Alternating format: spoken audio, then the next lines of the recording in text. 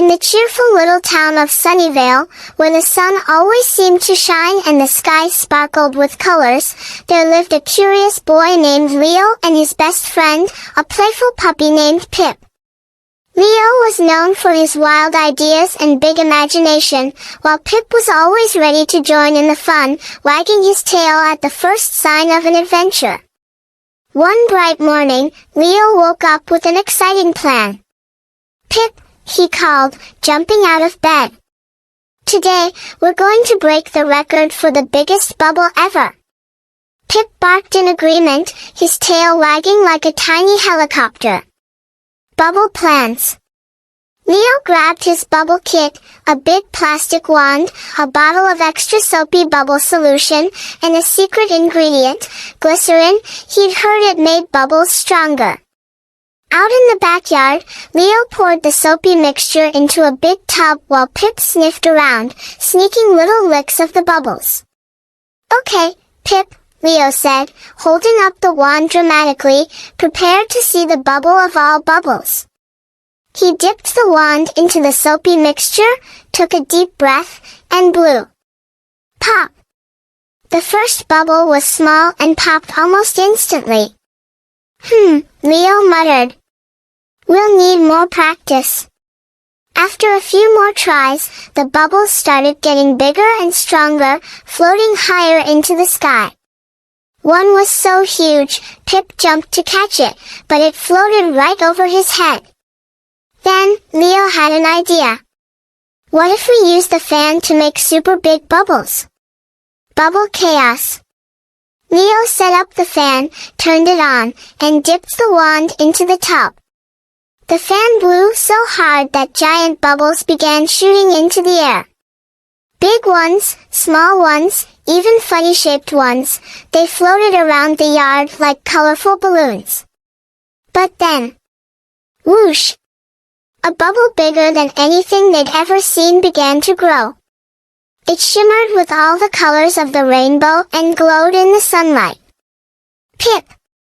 Look!" Leo shouted, his eyes wide.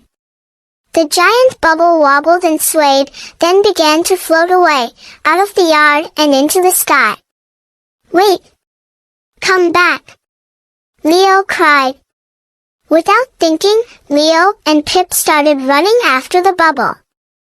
The bubble chase begins. The bubble drifted over the fence and into Mrs. Peabody's garden, where she was watering her roses. "Good morning, Mrs. Peabody!" Leo shouted as he and Pip dashed through the flowers. "Goodness, Leo!"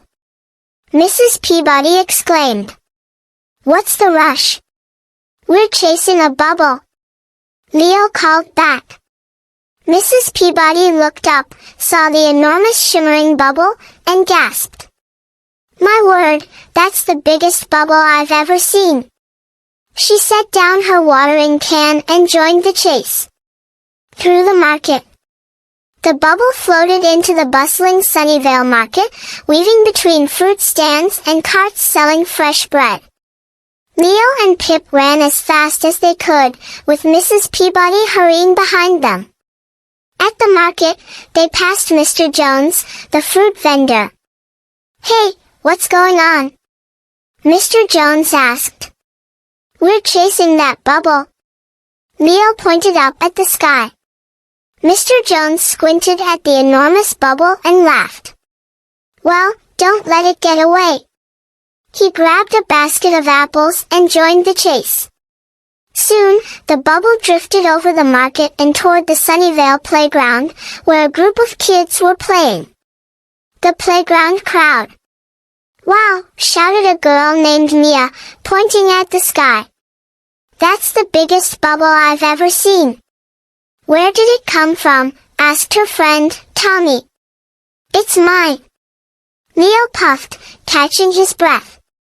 "But it's floating away." "Let's catch it!" Mia yelled. The kids all joined the chase, running and laughing as the bubble floated higher and higher. "Jump, Pip!" Leo shouted, and Pip leaped into the air, his paws just missing the bubble. Into the woods. The bubble floated past the playground and into the whistling woods, where the trees whispered and swayed. "Oh no!" Mrs. Peabody said, stopping at the edge of the forest.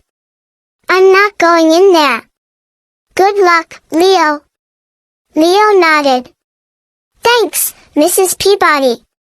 With Pip by his side, Leo led the kids into the woods. The bubble glided gently through the trees, dodging branches and beams of sunlight.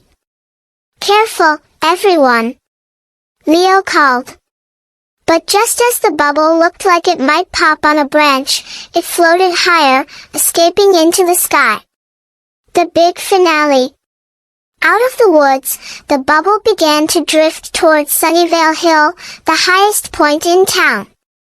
"We have to catch it before it gets too far," Leo said, running faster. When they reached the top of the hill, the bubble was just within reach. Leo grabbed his bubble wand, stretched as far as he could, and pop! The giant bubble burst into a shower of tiny rainbow sparkles, raining down on everyone. For a moment, there was silence. Then the crowd burst into cheers and laughter. "That was amazing," Mia said.